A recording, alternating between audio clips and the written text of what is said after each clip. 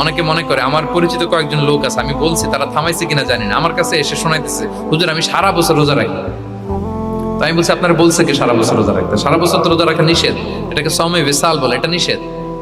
বরং সবচেয়ে বেশি যদি কেউ রাখতে চায়, রাসূল সাল্লাল্লাহু আলাইহি ওয়াসাল্লাম বলছে, তাহলে সওমুল্লাহি দাউদ, সিয়ামু দাউদ, দাউদ আলাইহিস সালামের রোজা।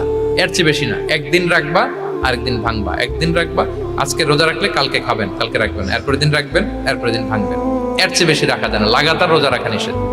লাগাতার 6 মাস 5 মাস সারা বছর অনেকে রোজা রাখে, এটা না জানার কারণে। আপনি সব ছেড়ে দিয়ে শুধু আল্লাহর রাস্তায় চলে গেলে ওইটা ইসলাম শিখায় নাই।